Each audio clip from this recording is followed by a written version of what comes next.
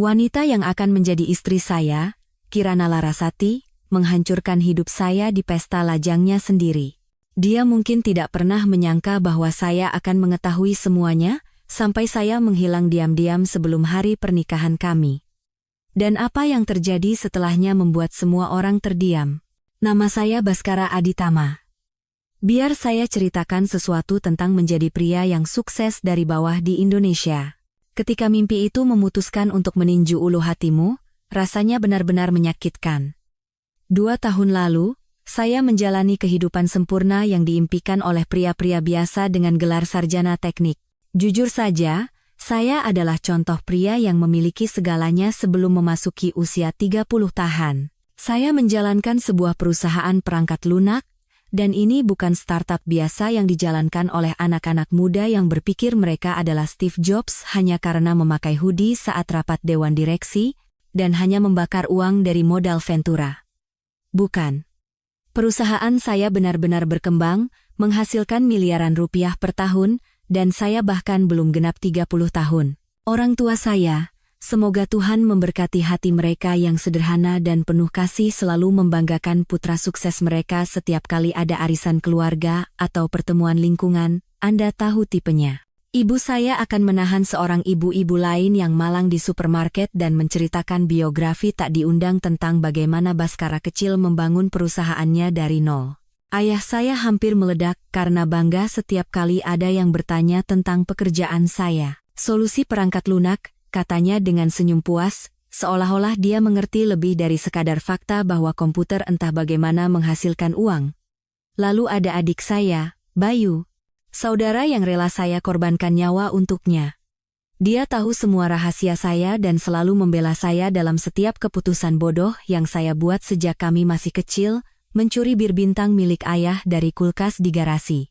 Kami memiliki ikatan seperti itu, jenis hubungan di mana kau bisa meneleponnya jam 3 pagi, dan dia akan muncul dengan pizza dan nasihat yang buruk. Tanpa pertanyaan. Setidaknya, saya pikir kami seperti itu. Namun, permata sesungguhnya dalam hidup saya yang tampak sempurna adalah Kirana Larasati. Ya Tuhan, Kirana. Dari mana saya harus mulai?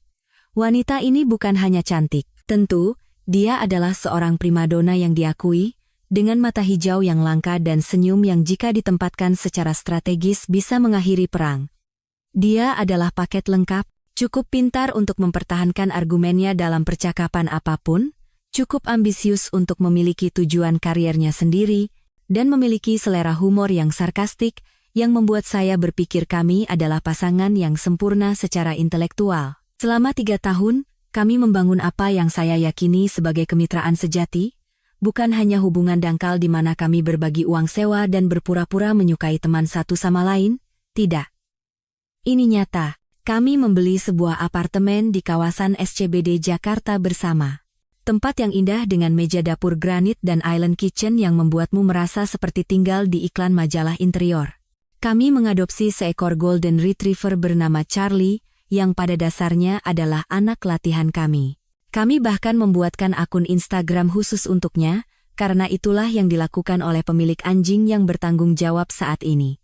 Kirana dan saya akan menghabiskan waktu berjam-jam merencanakan masa depan kami seolah-olah itu adalah strategi bisnis, liburan impian ke Eropa atau Jepang. Percakapan tentang nama anak-anak kami, debat tentang apakah kami ingin tinggal di kota satelit seperti BSD atau tetap di Jakarta. Dia memiliki cara untuk membuat hal-hal biasa terasa bermakna. Belanja bulanan menjadi sebuah acara, dengan perdebatan tentang produk organik versus konvensional. Membeli spray entah bagaimana membuat saya peduli pada jumlah benang, sesuatu yang biasanya hanya dipedulikan teman-temannya. Apa yang benar-benar membuat saya jatuh hati adalah betapa mudahnya dia menyatu dengan dunia saya, dan betapa mudahnya saya masuk ke dunianya.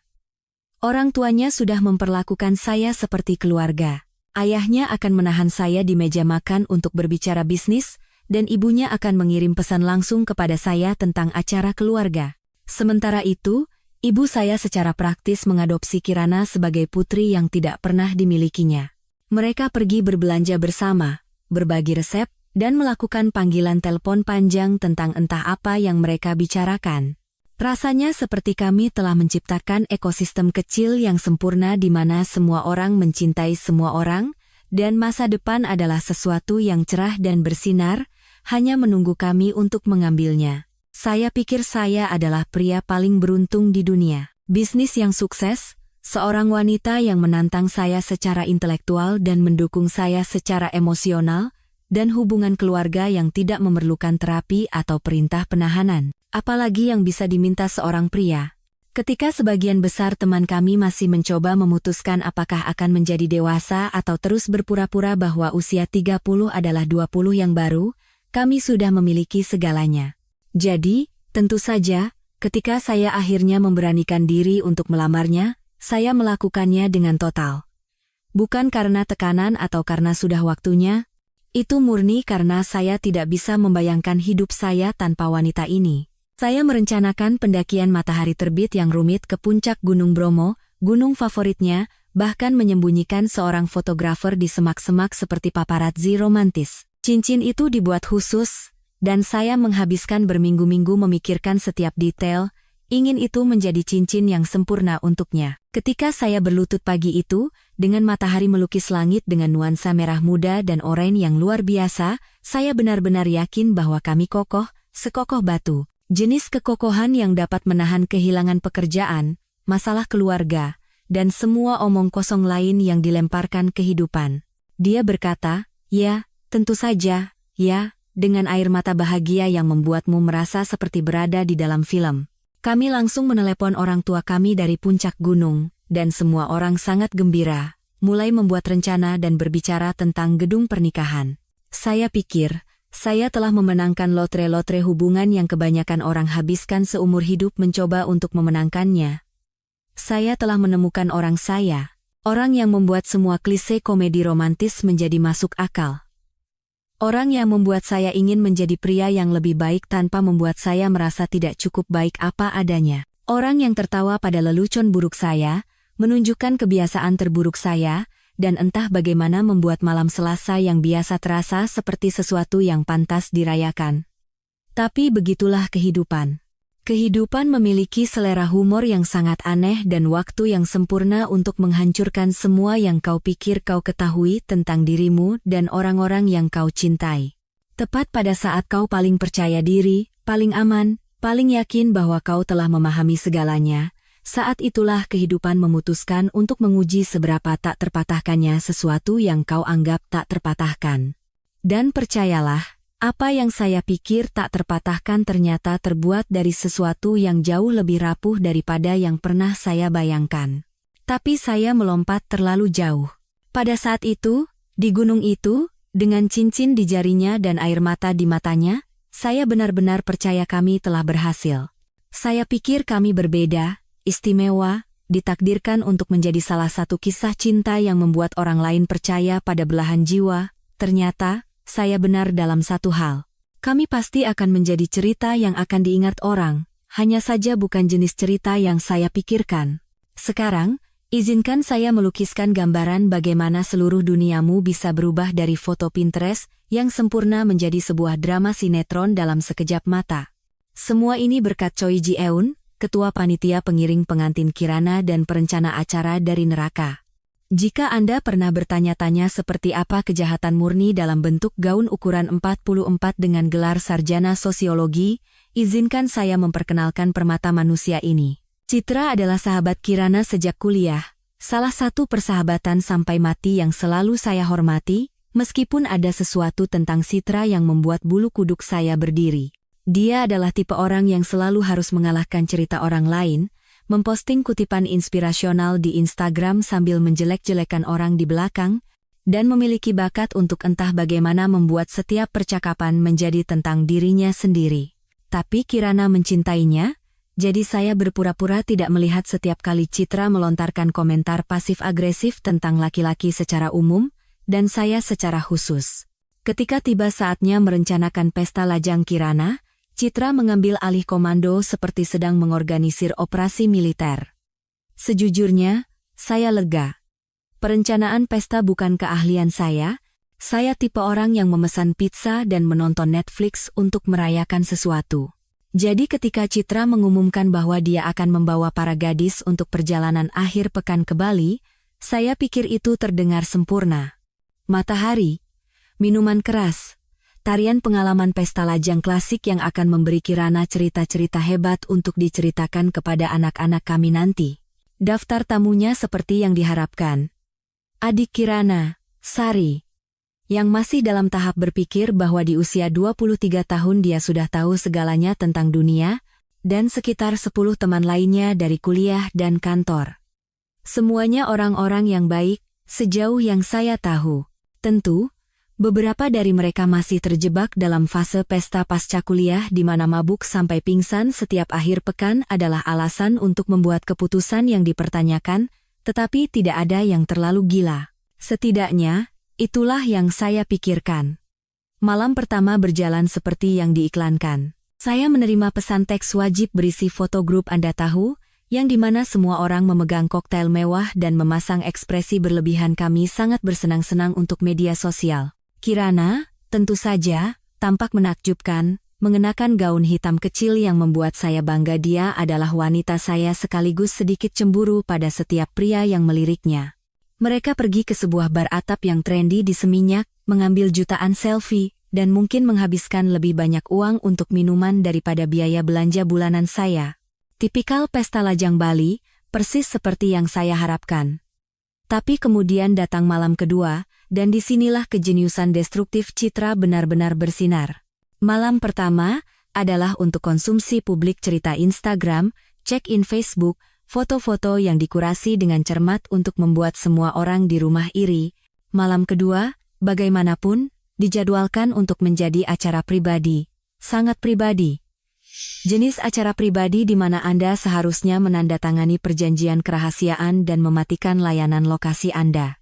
Citra mengatur agar tempat pesta dipindahkan dari klub ke sebuah villa sewaan di Canggu.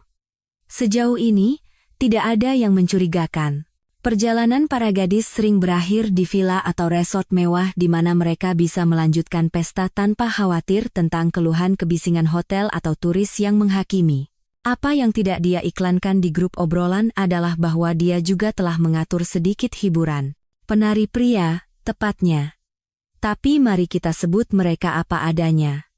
Penari telanjang pria yang berspesialisasi dalam mewujudkan fantasi 50 Shades untuk kelompok wanita kaya.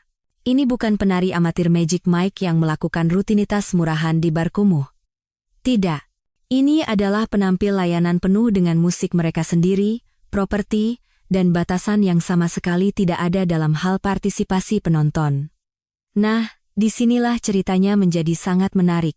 Sementara saya di rumah, mungkin menonton film aksi tanpa berpikir dan merindukan Kirana seperti tunangan yang berbakti, dia sedang menemukan persisnya wanita seperti apa dia ketika tidak ada yang melihat atau, setidaknya, ketika dia pikir tidak ada yang melihat. Minuman keras terus mengalir, tentu saja dari merek-merek termahal, karena Citra tidak pernah melakukan sesuatu setengah-setengah. Seseorang membawa beberapa perlengkapan pesta farmasi, karena tampaknya mimosa dan sampahnya saja tidak cukup untuk menurunkan hambatan untuk apa yang telah direncanakan Citra.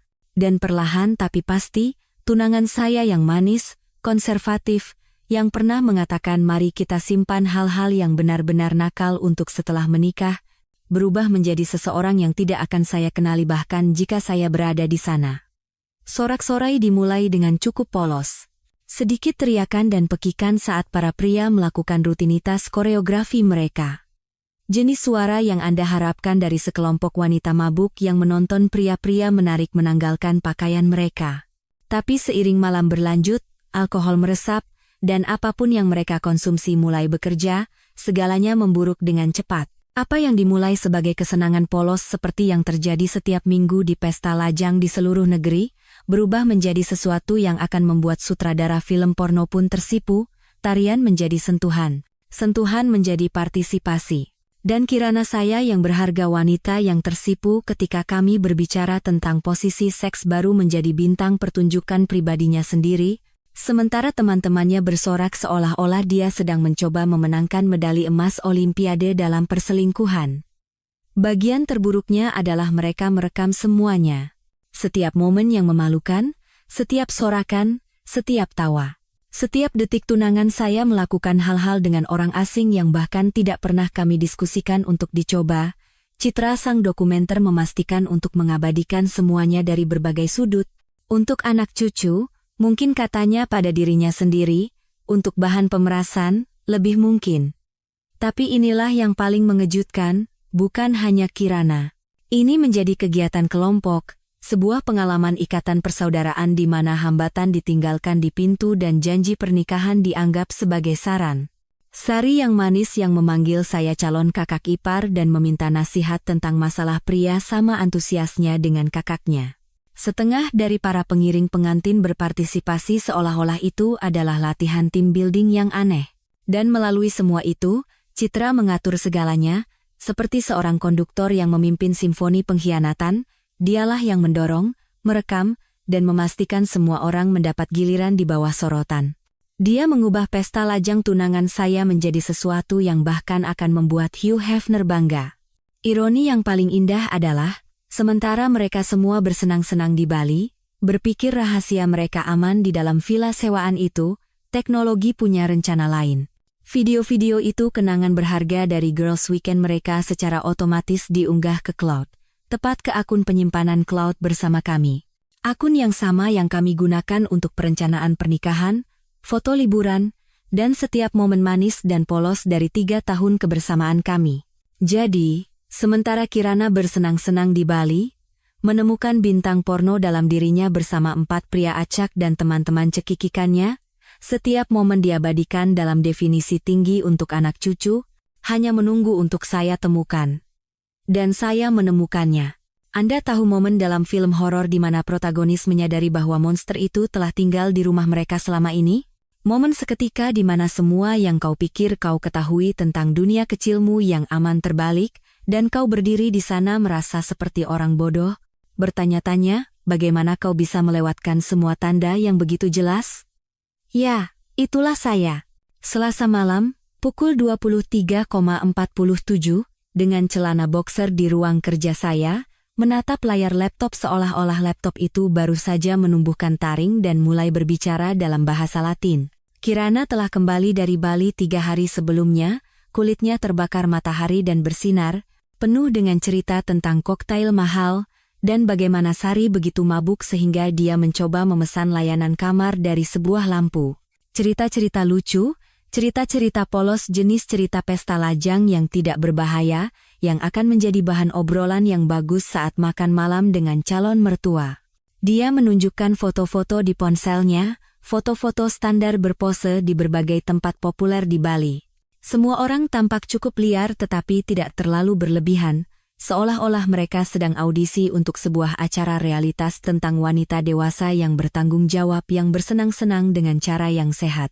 Yang tidak dia ceritakan kepada saya adalah tentang foto-foto yang lain. Foto-foto yang diam-diam diunggah ke penyimpanan cloud bersama kami sementara dia menghibur saya dengan sorotan yang diedit dari akhir pekannya.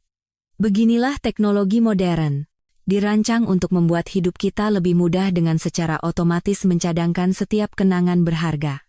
Liburan keluarga, pesta ulang tahun, selfie pada hari Selasa sore yang biasa, dan, tampaknya, akhir pekan di mana tunangan Anda terjerumus ke dalam perilaku yang akan membuat bintang porno bangga. Saya sedang bekerja lembur, menyelesaikan beberapa kode untuk presentasi klien, dan memutuskan untuk mengambil beberapa foto dari perjalanan kami ke Bali tahun lalu untuk digunakan dalam tayangan slide. Saya mengklik album bersama kami, hanya mencari foto matahari terbenam yang sempurna, ketika tiba-tiba saya menatap thumbnail yang jelas bukan dari liburan romantis kami. Itu Kirana. Tapi ini bukan Kirana yang khawatir gaunnya terlalu pendek untuk ke gereja atau yang meminta saya membalikkan badan saat dia berganti pakaian. Awalnya, saya pikir itu kesalahan. Mungkin gangguan cloud, mencampur foto orang lain dengan foto kami. Teknologi selalu membuat kesalahan, bukan? Tapi kemudian saya melihat stempel waktu, Bali, akhir pekan lalu. Dan di latar belakang, saya bisa melihat Citra, memegang ponselnya seolah-olah dia sedang membuat film dokumenter tentang kehancuran total kepercayaan saya pada kemanusiaan. Saya duduk di sana, menatap thumbnail pertama itu mungkin selama 10 menit penuh. Otak saya menolak untuk memproses apa yang saya lihat. Lucu bagaimana pikiranmu akan menolak untuk menerima informasi yang merusak untuk melindungimu. Seolah-olah jika saya tidak mengklik video itu tidak akan nyata. Seolah-olah jika saya berpura-pura tidak melihatnya, saya bisa kembali ke fantasi kecil saya yang indah di mana tunangan saya adalah wanita manis dan konservatif yang menganggap posisi misionaris adalah sebuah petualangan. Tapi rasa ingin tahu dan masokisme adalah teman yang mengerikan. Dan akhirnya, saya mengklik. Dan kemudian saya mengklik yang lain, dan yang lain lagi. Setiap video seperti pukulan baru ke ulu hati, sebuah wahyu baru tentang betapa salahnya saya mengenai wanita yang saya pikir saya kenal lebih baik daripada siapapun di dunia. Di sanalah dia, Kirana saya yang manis, melakukan hal-hal dengan orang-orang yang sama sekali asing yang bahkan tidak pernah kami diskusikan dalam momen paling intim kami. Bagian terburuknya bukanlah apa yang dia lakukan meskipun, percayalah, itu sudah cukup menghancurkan. Bagian terburuknya adalah betapa dia menikmatinya. Tawa, antusiasme, pengabaian total terhadap setiap batasan yang pernah kami tetapkan dalam hubungan kami. Dia tidak membuat kesalahan karena mabuk, dia tidak berada di bawah tekanan atau paksaan. Dia sedang mengalami saat terbaik dalam hidupnya, mewujudkan fantasi yang bahkan tidak saya ketahui keberadaannya. Dan teman-temannya ada di sana, bersorak seolah-olah dia memenangkan medali emas Olimpiade dalam pengkhianatan. Citra, tentu saja, adalah biang keladinya, mendorong setiap momen yang memalukan sambil memastikan untuk mengabadikan semuanya dari sudut terbaik. Bahkan Sari yang manis ada di sana, tertawa dan berpartisipasi, bertingkah seolah ini hanyalah malam Selasa biasa bagi para wanita Larasati. Saya menonton video-video itu mungkin selama 3 jam. Otak saya berputar melalui setiap emosi yang bisa dialami manusia secara berurutan, kemarahan, patah hati, ketidakpercayaan, kemurkaan, jijik, dan akhirnya, perhitungan dingin yang aneh yang bahkan tidak saya kenali berasal dari diri saya sendiri. Seolah-olah saya sedang menyaksikan kepribadian saya terbelah secara real-time. Baskara yang emosional didorong ke dalam lemari, dan versi analitis baru ini mengambil alih, beberapa hari berikutnya terasa sangat nyata. Kirana menjalani rutinitasnya seolah-olah tidak ada yang terjadi, berbicara tentang detail pernikahan, menanyakan pendapat saya tentang hiasan tengah meja. Saya duduk di sana, tahu persis apa yang telah dilakukan tangan-tangannya yang terawat sempurna itu hanya beberapa hari sebelumnya. Dia akan meringkuk di sebelah saya di sofa untuk menonton TV, dan saya harus melawan keinginan untuk bertanya apakah pria-pria di Bali itu lebih baik dari saya. Dia akan mencium saya selamat pagi, dan saya bertanya-tanya apakah dia berpikir tentang mencium mereka. Tapi inilah yang paling mengejutkan saya tentang diri saya sendiri. Saya tidak meledak. Saya tidak berteriak atau melempar barang atau menuntut penjelasan. Sebaliknya, saya menjadi aktor ulung, memainkan peran sebagai tunangan yang berbakti sementara otak saya bekerja keras merencanakan strategi keluar saya. Kami pergi makan malam dengan orang tuanya, dan saya tersenyum dan mengangguk sementara ibunya berbicara tentang betapa bersemangatnya dia untuk pernikahan. Kami bertemu dengan pihak catering, dan saya berpura-pura peduli tentang perbedaan antara salmon dan ayam, sambil secara mental menghitung berapa banyak uang yang akan saya hilangkan dari uang muka. Penampilan terbaik saya harusnya terjadi pada malam yang seharusnya menjadi malam romantis di rumah. Kami memesan martabak dan membuka sebotol bir. Duduk di island kitchen kami, membahas detail pernikahan terakhir seolah-olah kami sedang merencanakan operasi militer alih-alih merencanakan apa yang seharusnya menjadi hari terbaik dalam hidup kami. Kirana bersemangat dan gembira, berbicara tentang betapa sempurnanya segalanya, dan saya duduk di sana memikirkan betapa sempurnanya penampilannya di Bali. Saat itulah, saya memutuskan untuk sedikit bersenang-senang dengan situasi ini. Saya mengangkat gelas bir saya dan menatap lurus ke matanya mata hijau indah yang pernah saya pikir tidak berisi apa-apa selain cinta dan kejujuran dan mengusulkan sebuah toa. Untuk kebenaran, kata saya, mengamati wajahnya dengan cermat. Dan bagaimana kebenaran selalu menemukan cara untuk muncul ke permukaan, tidak peduli seberapa dalam orang mencoba menguburnya. Dia tertawa, tetapi tawa itu tegang, tidak pasti. Dia mendentingkan gelasnya ke gelas saya dan minum. Tapi saya bisa melihat roda berputar di belakang matanya. Mungkin itu nada suara saya. Mungkin cara saya menatapnya. Untuk sesaat, saya melihat kilatan ketakutan di wajahnya, seolah-olah dia curiga bahwa saya mungkin tahu sesuatu yang seharusnya tidak saya ketahui. Tapi kemudian momen itu berlalu, dan dia kembali mengoceh tentang bunga dan pengaturan tempat duduk, dan saya kembali memainkan peran saya. Peran tunangan yang sempurna, yang dengan bahagia tidak menyadari bahwa seluruh hidupnya dibangun di atas kebohongan dan akun penyimpanan cloud bersama. Dia tidak tahu bahwa kebenaran sudah muncul ke permukaan. Dan saya akan memastikan semua orang juga melihatnya. Ada kebebasan mutlak dalam membakar seluruh hidupmu menjadi abu ketika kau tahu kau melakukannya untuk semua alasan yang benar. Kebanyakan orang menghabiskan hidup mereka terjebak dalam kelembaman, bertahan dalam situasi buruk karena mereka takut akan perubahan, karena yang tidak diketahui terasa lebih buruk daripada kesengsaraan yang sudah dikenal. Tapi ketika kau tidak punya apa-apa lagi untuk hilang karena semua yang kau pikir kau miliki adalah kebohongan yang rumit, nah, saat itulah kau menemukan seperti apa kebebasan sejati itu. Saya bangun pukul 04.30 pagi pada hari Kamis itu. Sama seperti yang saya lakukan setiap hari selama 3 tahun terakhir. Kirana masih tertidur lelap di sebelah saya, mengenakan kaos oblong ui longgar yang dia miliki sejak kuliah, tergeletak di sisinya di tempat tidur. Rambutnya tergerai di atas bantal seperti kipas dalam lukisan Renaissance.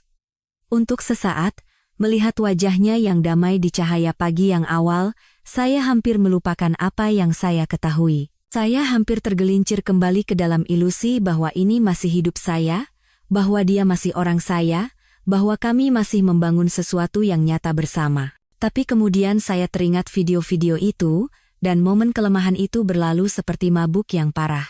Saya menyelinap keluar dari tempat tidur, tanpa suara sebuah keterampilan yang telah saya sempurnakan selama 3 tahun pertemuan video pagi hari dengan klien di luar negeri, dan menuju ke kamar mandi. Saat air panas menghantam wajah saya meninjau daftar periksa di kepala saya sekali lagi.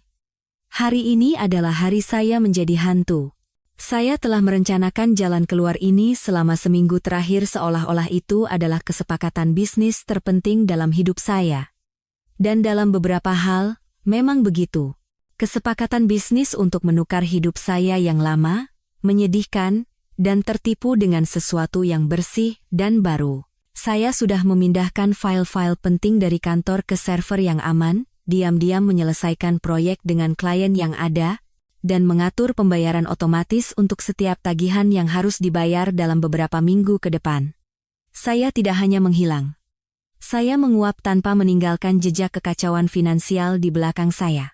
Pukul 06.15, saya sudah berpakaian dan bergerak di sekitar apartemen kami seperti seorang pria dalam misi. Saya mengambil tas darurat saya dari belakang lemari, sebuah tas ransel sederhana dengan cukup pakaian dan kebutuhan pokok untuk bertahan beberapa minggu sementara saya memutuskan langkah selanjutnya. Segala sesuatu yang lain, semua barang yang terakumulasi dari kehidupan bersama kami bisa tetap di sana.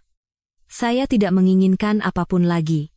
Setiap perabot, setiap foto, setiap pernak-pernik kecil yang kami pilih bersama telah tercemar oleh kebenaran tentang siapa dia sebenarnya. Kirana tidak pernah bangun saat saya menulis cek untuk para vendor pernikahan. Semuanya dibayar lunas, dengan catatan kecil yang memberitahukan mereka bahwa pernikahan dibatalkan dan mereka bisa menyimpan uang muka sebagai kompensasi atas pemberitahuan yang terlambat. Penjual bunga, catering, band, fotografer semuanya dibayar dan dibebaskan. Hanya karena tunangan saya ternyata seorang penipu, bukan berarti para pengusaha kecil yang tidak bersalah harus menderita. Catatan yang saya tinggalkan di meja dapur adalah sebuah mahakarya kesederhanaan. Pernikahan batal. Jaga dirimu. Baskara. 6 kata untuk mengakhiri hubungan 3 tahun dan rencana seumur hidup bersama. Saya mungkin menggunakan lebih banyak kata saat memesan kopi di Starbucks. Tapi terkadang pesan yang paling merusak adalah yang paling singkat. Sebuah fakta, disampaikan dengan kehangatan emosional dari sebuah surat tilang, tanpa penjelasan, tanpa tuduhan, tanpa retorika dramatis. Saya mengunci pintu pukul 07.45 dan menjatuhkan kunci saya ke dalam kotak surat. Pukul 08.30, saya berada di kantor saya.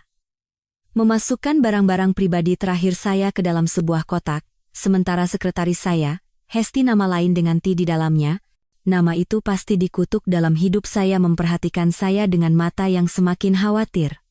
Dia terus bertanya apakah semuanya baik-baik saja, apakah ada yang bisa dia bantu, apakah saya akan berlibur. Anak yang baik, mungkin seumuran dengan Kirana, masih cukup muda untuk percaya bahwa orang-orang sukses tidak begitu saja meledakkan seluruh hidup mereka pada hari Kamis pagi yang biasa. Aku akan mengambil cuti panjang, kata saya padanya, yang secara teknis benar. Cuti panjang dari menjadi orang bodoh yang naif yang percaya pada kepercayaan, hubungan dongeng, dan bahwa penyimpanan cloud bersama hanya untuk foto liburan. Alihkan panggilan mendesak ke ponselku, tapi selain itu, anggap tempat ini tutup tanpa batas waktu.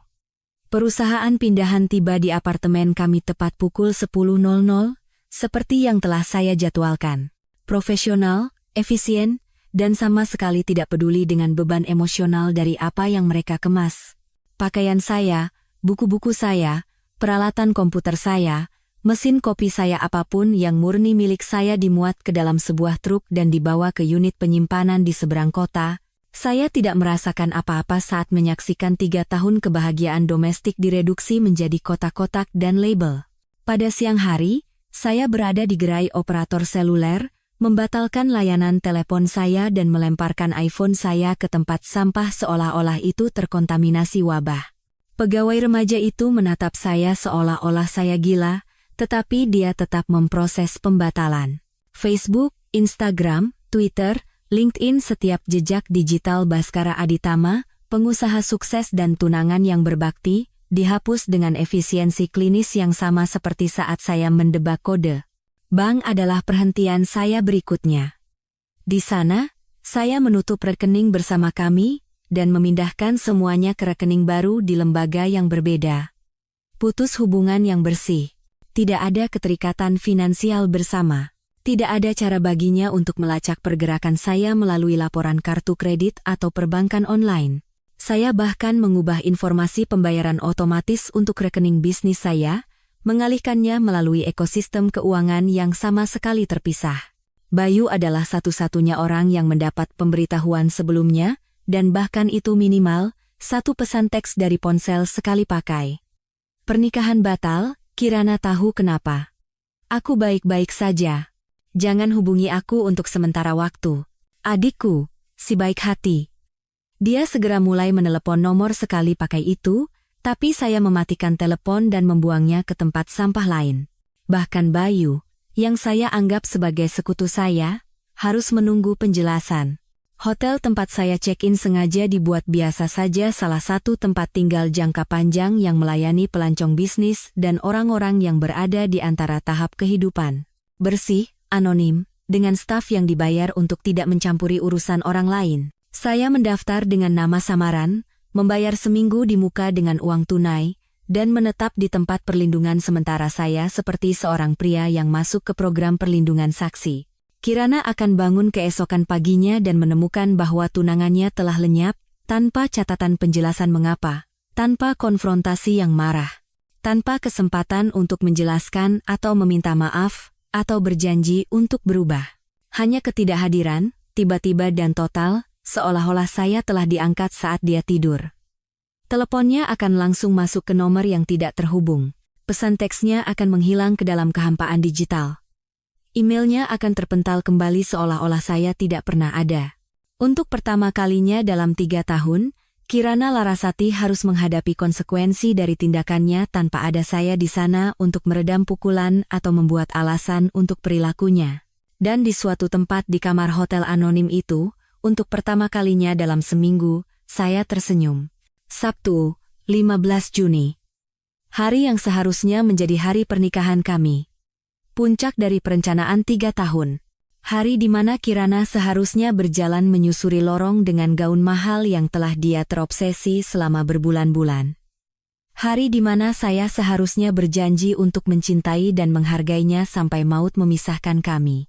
Sebaliknya, saya duduk di sebuah kedai kopi di pusat kota Surabaya, menikmati americano ketiga saya, dan memberikan sentuhan akhir pada apa yang akan menjadi situs web yang paling sering dikunjungi dalam sejarah pribadi Kirana Larasati.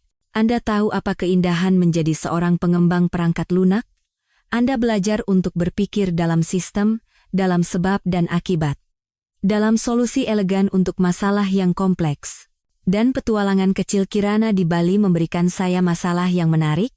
Bagaimana Anda memastikan bahwa tindakan memiliki konsekuensi ketika orang yang melakukan tindakan tersebut berpikir mereka telah lolos dari pembunuhan? Bagaimana Anda memastikan kebenaran mendapatkan audiens yang layak? Jawabannya, ternyata, sangat sederhana. Anda membuat sebuah situs web. Bukan sembarang situs web.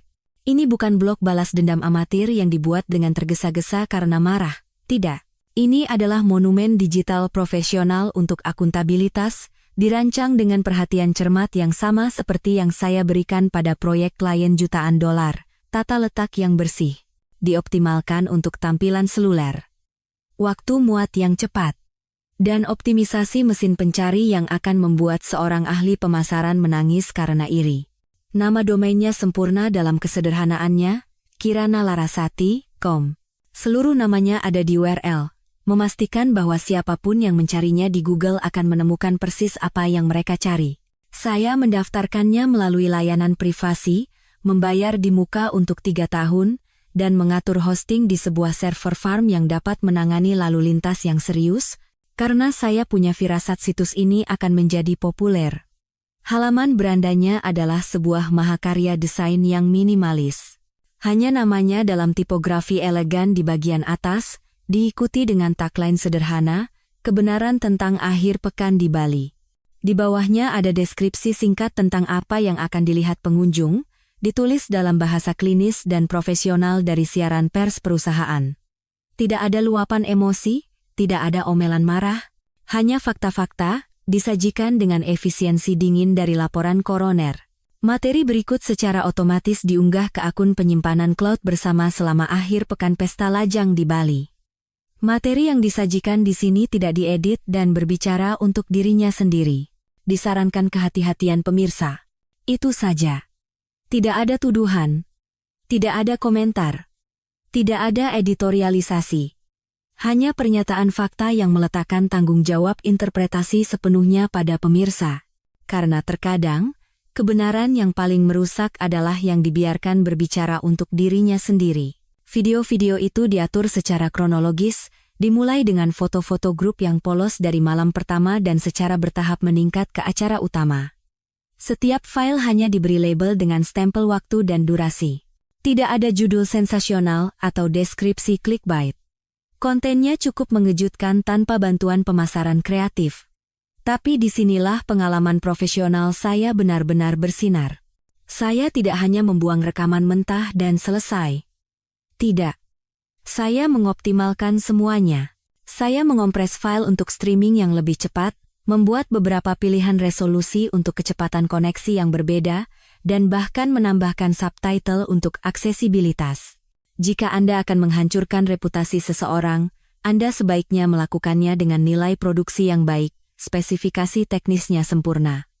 Enkripsi SSL untuk keamanan, distribusi CDN untuk jangkauan global, dan pelacakan analitik yang kuat sehingga saya bisa menyaksikan secara real-time saat cucian kotor Kirana ditayangkan ke seluruh internet.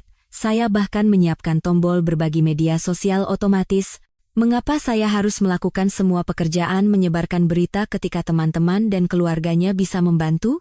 Keindahan meluncurkannya pada hari yang seharusnya menjadi hari pernikahan kami tidak luput dari perhatian saya. Pada saat para tamu kami seharusnya tiba di gedung pernikahan untuk menyaksikan penyatuan indah Baskara dan Kirana, mereka malah menerima pesan teks dengan catatan sederhana dan tautan ke situs web. Inilah alasan mengapa tidak ada pernikahan hari ini. Singkat, padat, dan dijamin akan mendapatkan klik. Saya menyaksikan dashboard analitik seperti seorang pialang saham memantau pasar. Pengunjung pertama masuk pada pukul 10.47 pagi. Mungkin Kirana sendiri, dengan panik mencari namanya di Google setelah seseorang meneruskan tautannya. Jumlah pengunjung terus meningkat saat berita menyebar seperti api liar digital melalui lingkaran sosial kami. 10, lalu 50, Lalu ratusan saat orang-orang membagikan tautan itu dengan teman dan keluarga mereka. Distribusi geografisnya menarik. Jakarta, tempat kami tinggal. Bali, tempat kejahatannya dilakukan. Los Angeles, tempat orang tuanya pensiun. Dan kampus-kampus di seluruh negeri saat saudari-saudari seorganisasinya mengetahui skandal itu. Situs web itu menjadi viral dengan cara terburuk bagi Kirana dan cara terbaik bagi kebenaran dan keadilan. Pada siang hari, saya mendapat konfirmasi bahwa pesan itu telah sampai ke target yang dituju. Ponsel sekali pakai baru yang saya beli untuk tujuan ini mulai berdering dengan panggilan dari nomor yang diblokir. Mungkin Kirana mencoba menghubungi saya dengan putus asa dari telepon apapun yang bisa dia pinjam. Orang tuanya mungkin menelepon untuk menuntut penjelasan yang tidak akan pernah datang. Teman-teman dan keluarga yang tiba-tiba mendapat kursi baris depan untuk menyaksikan kehancuran semua yang mereka pikir mereka ketahui tentang Kirana Larasati yang manis dan polos. Bagian yang paling memuaskan adalah melihat statistik unduhan. Orang-orang tidak hanya menonton kontennya. Mereka menyimpannya, membagikannya, memastikan bahwa bahkan jika saya menghapus situs itu besok, kenangan balik Kirana akan hidup selamanya dalam bentuk tangkapan layar dan rekaman layar. Internet tidak pernah lupa, dan saya baru saja memberinya sesuatu yang sangat mudah diingat. Sekitar pukul 2 siang, saya mendapat pemberitahuan bahwa seseorang telah mencoba melaporkan situs web tersebut karena menjadi hosting revenge porn. Usaha yang lucu, tetapi karena semua konten dibuat secara sukarela dan dibagikan secara otomatis ke akun bersama, secara hukum itu tidak berlaku. Kirana, pada dasarnya, telah menerbitkan materi ini sendiri. Saya hanya menyediakan distribusi yang lebih baik dan antarmuka yang lebih ramah pengguna. Bagian komentar yang saya sertakan sudah penuh dengan reaksi dari orang-orang yang mengenali para peserta. Mantan rekan kerja mengungkapkan keterkejutan, teman keluarga bertanya, apakah ini benar-benar Kirana yang sama yang mereka kenal sejak kecil? Dan kenalan dari universitas berbagi cerita mereka sendiri tentang petualangan perencanaan pesta citra di masa lalu. Internet telah menjadi hakim dan juri, dan putusannya bulat, bersalah. Saat matahari terbenam pada hari yang seharusnya menjadi malam pernikahan kami, saya menutup laptop saya dan membiarkan diri saya menikmati momen kepuasan murni. Kirana Larasati ingin memiliki kuenya dan memakannya juga bermain sebagai tunangan yang sempurna di depan saya sambil menjadi orang yang sama sekali berbeda di belakang saya. Nah, sekarang semua orang bisa melihat persis jenis kue apa yang dia makan di Bali, dan internet akan memastikan dia tersedak setiap gigitannya. Anda tahu apa yang mereka katakan tentang melempar batu ke dalam kolam? Riaknya terus menyebar lama setelah batu itu tenggelam ke dasar. Nah, kebenaran Kirana Larasati lebih seperti menjatuhkan bom nuklir di kolam renang anak-anak, dan gelombang kejutnya sungguh spektakuler untuk disaksikan dari kursi barisan depan saya di api penyucian digital. Domino pertama jatuh pada hari Senin pagi, tepat 72 jam setelah saya menekan tombol publikasikan. Bos Kirana di biro pemasaran butik tempatnya bekerja memanggilnya ke kantor, dan saya hanya bisa membayangkan itu adalah percakapan paling tidak nyaman dalam karier profesionalnya. Begini, Kirana bekerja untuk jenis agensi butik yang berspesialisasi dalam merek-merek yang ramah keluarga. Pikirkan sereal sarapan sehat, mainan anak-anak, makanan bayi organik, seluruh model bisnis mereka dibangun di atas kepercayaan, reputasi, dan citra bersih yang tidak cocok dengan karyawan yang muncul dalam produksi porno amatir. Menurut informan saya punya informan, komunitas pemasaran Jakarta lebih kecil dari yang Anda kira, dan gosip menyebar lebih cepat daripada Tesla dalam mode ludicrous. Percakapannya kurang lebih seperti ini. Kirana, kami mengetahui adanya beberapa materi yang beredar secara online di mana Anda tampil secara menonjol. Meskipun kami biasanya tidak ikut campur dalam kehidupan pribadi karyawan kami, beberapa klien kami telah menyatakan keprihatinan tentang asosiasi mereka dengan merek kami. Terjemahan. Kamu dipecat, dan kami akan berpura-pura ini tentang melindungi klien kami alih-alih mengakui bahwa kami malu telah mempekerjakan seseorang yang berpikir gangbang adalah hiburan pesta lajang yang baik. Dia dikawal keluar dari gedung sore itu, akses perusahaannya dicabut, laptop kantornya disita, dan mimpinya untuk menjadi bintang besar berikutnya di industri pemasaran sirna bersama reputasinya. 3 tahun kerja keras, promosi, membangun hubungan dengan klien, memposisikan dirinya sebagai bintang yang sedang naik daun di industri semuanya hilang karena satu akhir pekan pengambilan keputusan yang gegabah dan keterampilan pembuatan film dokumenter citra. Tapi bunuh diri profesional Kirana hanyalah pembuka. Pertunjukan sesungguhnya dimulai ketika orang tuanya mengetahui apa yang telah dilakukan putri kesayangan mereka di Bali. Bapak Hartono dan Ibu Endang pilar komunitas gereja mereka, anggota setia Gereja Kristen Indonesia tiba-tiba menerima telepon dari teman-teman yang prihatin yang telah menemukan debut internet putri mereka. Bayangkan ini. Anda berusia 68 tahun. Anda telah menghabiskan seluruh hidup Anda membangun reputasi terhormat di komunitas Anda. Anda dikenal sebagai pasangan yang membesarkan putri yang manis dan sukses yang akan menikah dengan pemuda hebat yang memiliki perusahaan perangkat lunak. Lalu tiba-tiba, Anda mendapat telepon dari klub arisan Anda yang menanyakan apakah Anda telah melihat apa yang dilakukan Kirana secara online, dan pendeta Anda datang tanpa pemberitahuan untuk membahas masalah keluarga.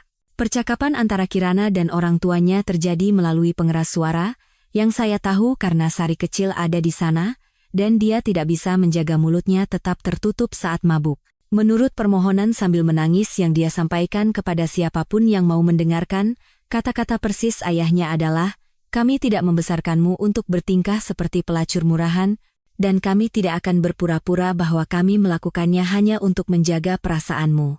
Ibunya, Ibu Endang yang selalu mendukung, menambahkan, "Bagaimana kamu bisa melakukan ini pada keluarga kita? Bagaimana kita bisa menunjukkan wajah kita di gereja ketika semua orang telah melihatmu melakukan hal-hal itu?" Dan begitulah. Kirana Larasati menjadi yatim piatu pada usia 27 tahun.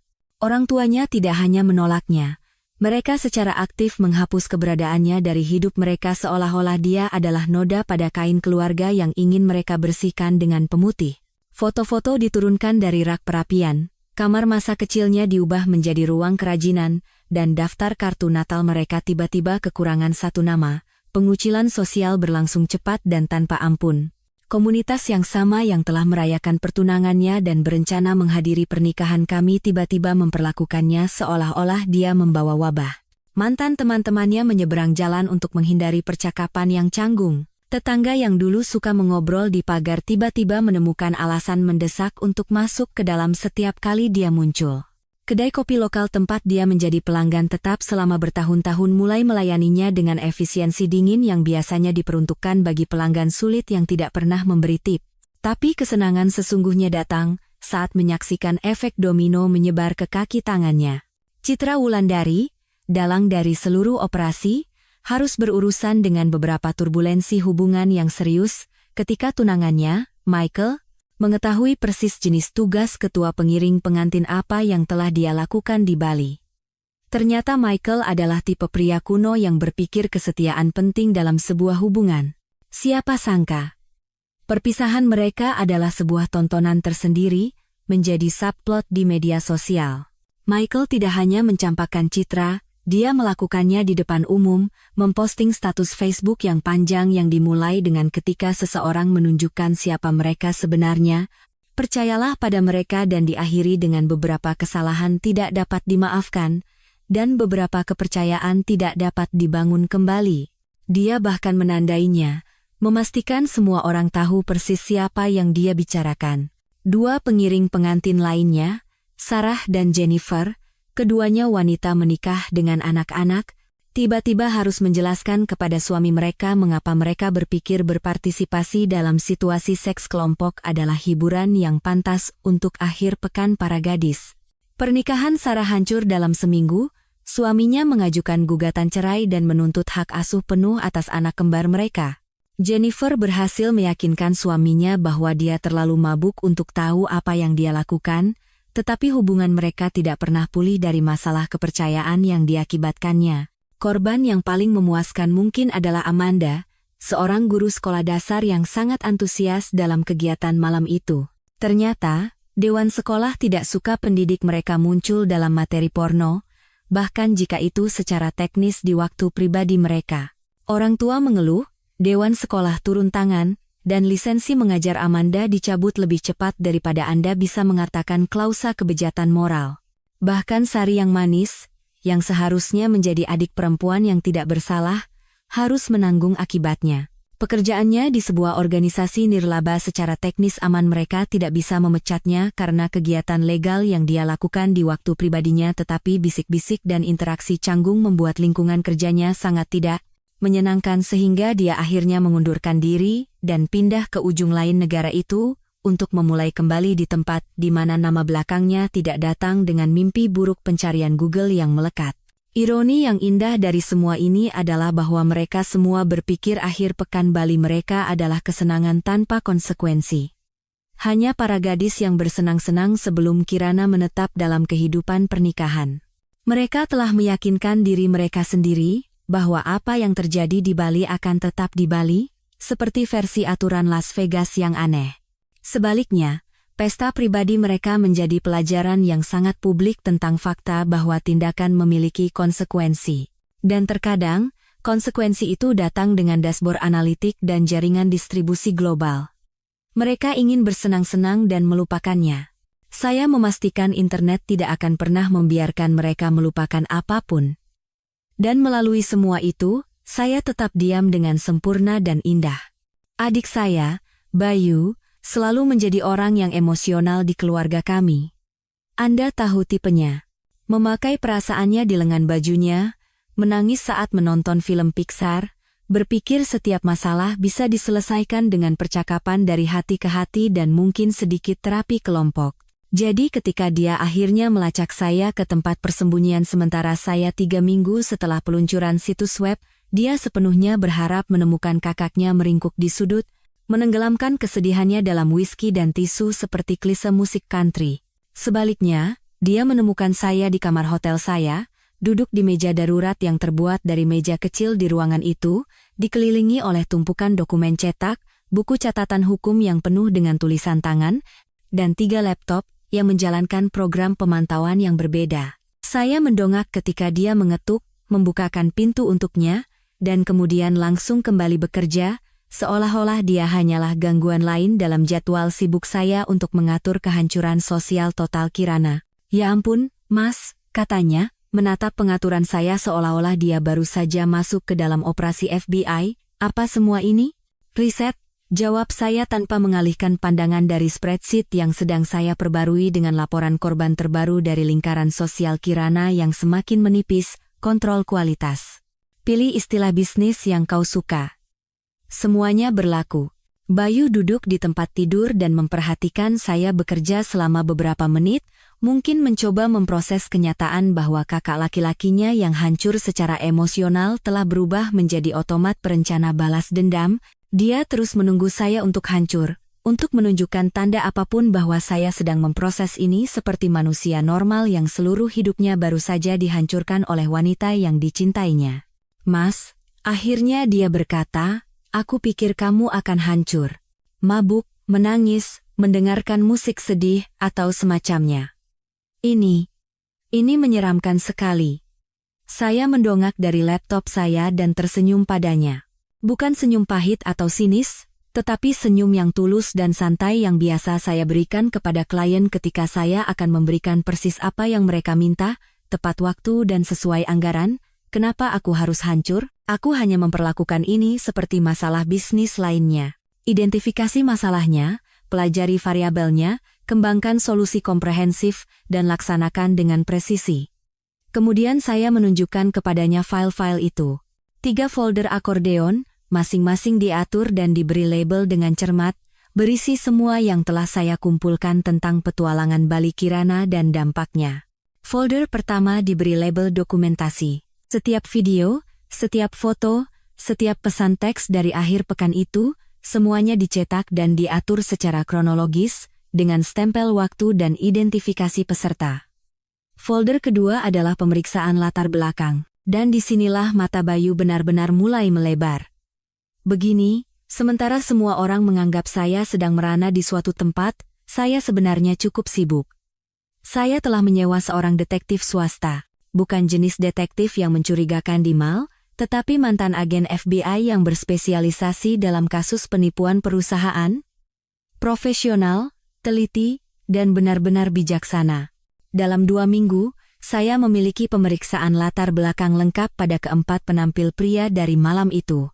Nama, alamat, riwayat pekerjaan, catatan kriminal, dan yang paling penting, catatan medis. Ternyata, salah satu dari mereka seorang pria menawan yang menggunakan nama panggung Thunder menderita klamidia jenis yang cukup parah, dan tampaknya telah membagikannya dengan klien selama 6 bulan. "Kamu menyuruhnya diperiksa?" tanya Bayu, membolak-balik laporan medis. "Aku menyuruh mereka semua diperiksa," saya mengoreksi. "Aku membuat laporan anonim ke Dinas Kesehatan tentang potensi paparan PMS di sebuah pesta pribadi. Mereka berkewajiban untuk menghubungi semua orang yang mungkin berisiko dan merekomendasikan pengujian. Kebijakan kesehatan masyarakat yang sangat bertanggung jawab, bukan?" Folder ketiga diberi label penilaian dampak finansial, karena ketika Anda berurusan dengan masalah bisnis, Anda perlu memahami seluruh struktur biaya. Saya telah menghitung dengan tepat berapa banyak uang yang saya hemat dengan membatalkan pernikahan, uang muka gedung, biaya catering, pemesanan bulan madu sekitar 400 juta rupiah dalam biaya lain yang seharusnya dihabiskan untuk merayakan pernikahan yang sudah mati bahkan sebelum dimulai. Tetapi yang lebih menarik adalah analisis yang saya lakukan terhadap situasi keuangan Kirana pasca pengungkapan. Kehilangan pendapatan dari pemecatan, biaya hukum yang timbul dari usahanya untuk menghapus situs web, biaya terapi yang tidak ditanggung oleh asuransi, dan bahkan uang jaminan yang hilang karena memutuskan sewa ketika dia harus pindah ke rumah temannya setelah diusir oleh orang tuanya. "Mas, kamu melacak pengeluarannya?" Bayu menatapku seolah-olah aku baru saja menumbuhkan kepala kedua. "Riset pasar," saya menjelaskan. "Jika kau akan menghancurkan hidup seseorang, kau harus memahami sepenuhnya dampak kehancuran itu. Ini tentang ketelitian. Yang benar-benar membuatnya takut adalah garis waktu yang telah saya buat. Rencana proyek terperinci dengan tonggak sejarah dan hasil yang menunjukkan dengan tepat bagaimana saya telah mengatur setiap aspek kejatuhan Kirana. Peluncuran situs web adalah fase 1. Fase 2 adalah kebocoran strategis kemajikannya dan kontak sosial utamanya. Fase 3 melibatkan penyelidikan Dinas Kesehatan. Fase 4 adalah pemantauan dan dokumentasi berkelanjutan dari efek riak. "Ini gila," kata Bayu, tetapi ada nada kekaguman dalam suaranya. "Maksudku, ini benar-benar gila, tapi juga sangat terorganisir." "Terima kasih," kata saya, dan saya bersungguh-sungguh. "Aku selalu percaya bahwa jika kau akan melakukan sesuatu, lakukanlah dengan benar." Balas dendam yang ceroboh sama menyedihkannya dengan hal lain yang ceroboh. Saya menjelaskan kepadanya bagaimana saya telah mendekati seluruh situasi ini seperti peluncuran produk, riset pasar untuk memahami audiens target, produksi dan optimalisasi konten untuk dampak maksimal, strategi distribusi di berbagai saluran, dan analisis kinerja untuk mengukur metrik keberhasilan. Saya bahkan telah menyiapkan pelacakan konversi untuk memantau berapa banyak orang yang mengunjungi situs web tersebut yang kemudian mengambil tindakan lebih lanjut, seperti membagikan konten atau memberikan komentar. "Keindahan memperlakukan ini seperti proyek bisnis," kata saya padanya, "adalah bahwa itu menghilangkan semua variabel emosional yang berantakan. Aku tidak melakukan ini karena aku marah atau terluka atau ingin balas dendam. Aku melakukan ini karena ini adalah respons logis terhadap masalah yang diciptakan Kirana ketika dia memutuskan untuk membiarkan dirinya direkam saat berhubungan seks dengan 4 orang asing, dan kemudian berbohong di depan wajahku tentang hal itu selama 3 minggu. Bayu terdiam untuk waktu yang lama, hanya menatap kekacauan terorganisir di ruang perang sementara saya. Akhirnya, dia menanyakan pertanyaan yang saya tunggu-tunggu. "Kamu tidak merasakan apa-apa? Tidak sedih, atau marah, atau apapun?" Saya mempertimbangkan pertanyaan itu dengan serius, karena Bayu pantas mendapatkan jawaban yang jujur. "Aku merasakan banyak hal," kata saya. "Selama sekitar 48 jam setelah aku menemukan video-video itu, aku merasakan segalanya. Kemarahan, patah hati, pengkhianatan, kebingungan seluruh spektrum emosi. Tapi kemudian aku sadar bahwa emosi tidak akan menyelesaikan masalah. Emosi tidak akan memastikan dia menghadapi konsekuensi yang pantas atas pilihannya. Emosi tidak akan mencegahnya melakukan ini pada pria malang lainnya di masa depan. Jadi aku mematikannya. Aku mengalihkannya. Saya mengoreksi. Menjadi sesuatu yang produktif. Kirana pikir dia bisa bersenang-senang, dan kemudian terus memainkan peran sebagai tunangan yang tidak bersalah. Dia pikir tindakan tidak memiliki konsekuensi selama tidak ada yang tahu. Aku hanya mengoreksi kesalahpahaman itu menggunakan metode yang paling efisien yang tersedia. Bayu pergi hari itu dengan ekspresi di wajahnya seolah-olah dia baru saja menyaksikan sesuatu yang secara fundamental mengubah pemahamannya tentang sifat manusia, dan mungkin memang begitu. Karena apa yang dia lihat bukanlah kakaknya yang emosional dan patah hati yang berduka atas kehilangan sebuah hubungan. Apa yang dia lihat adalah seorang pengusaha yang melaksanakan rencana proyek yang sempurna dengan presisi dan perhatian terhadap detail yang sama yang telah membuat perusahaan perangkat lunak saya sukses. Dan proyek itu berjalan tepat sesuai jadwal. Setahun kemudian, Bayu melakukan sesuatu yang membuat saya lebih marah daripada apapun yang pernah dilakukan Kirana dan mengingat bahwa dia secara harfiah membiarkan dirinya direkam saat digangbang oleh orang asing 3 minggu sebelum pernikahan kami. Itu adalah pernyataan yang cukup kuat. Adik saya, dalam kebijaksanaannya yang tak terbatas, dan dengan mengabaikan instruksi eksplisit saya, memutuskan bahwa Kirana berhak mengetahui apa yang sebenarnya terjadi di dalam kepala saya selama beberapa minggu terakhir itu. Karena tampaknya, Bayu telah menobatkan dirinya sebagai duta besar penutupan emosional, dan berpikir kita semua perlu memproses perasaan kita seolah-olah kita hidup dalam sebuah acara realitas terapi. Dia memberitahuku di bar langganan kami, sebuah tempat kumuh di dekat apartemennya di mana bartender tidak mencampuri urusan orang lain dan jukebox masih menggunakan CD sungguhan. Bayu memasang ekspresi bersalah yang sama seperti saat kami masih kecil, dan dia memecahkan vas favorit ibu atau lupa memberi makan ikan mas kami selama seminggu.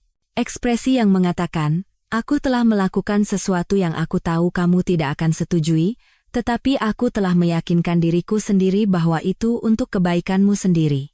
Aku bertemu Kirana, katanya bahkan sebelum aku sempat duduk dengan birku.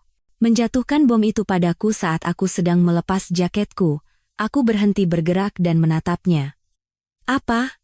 Mas, dia sudah meneleponku berbulan-bulan, meninggalkan pesan suara, mengirim SMS, memohon agar aku mau bicara dengannya, bahkan hanya 5 menit. Dia ingin mengerti apa yang terjadi. Mengapa kamu menghilang begitu saja tanpa memberinya kesempatan untuk menjelaskan? Tidak ada yang perlu dijelaskan, kata saya, akhirnya duduk dan meneguk bir saya dalam-dalam. Video-video itu menjelaskan semuanya dengan cukup jelas. Definisi tinggi, sudut kamera ganda, kualitas audio yang bagus. Sungguh, Citra seharusnya terjun ke pembuatan film dokumenter secara profesional.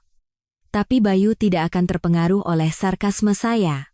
Dia memasang wajah adik yang tulus dan prihatin yang seolah-olah akan menyelamatkan jiwa saya, suka atau tidak suka. Mas, dia hancur. Benar-benar hancur. Kamu harus melihatnya. Berat badannya mungkin turun 10 kilo. Dia terlihat seperti orang yang tidak tidur berbulan-bulan.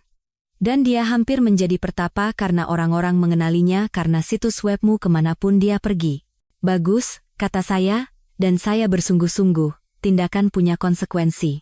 Dia memilih untuk mendokumentasikan kegiatan ekstrakurikulernya, dan aku memilih untuk memastikan dokumentasi itu mendapatkan audiens yang pantas. Sebab dan akibat alami. Itulah yang kumaksud, kata Bayu, mencondongkan tubuh ke depan dengan intensitas yang dia miliki saat dia akan menyampaikan maksudnya.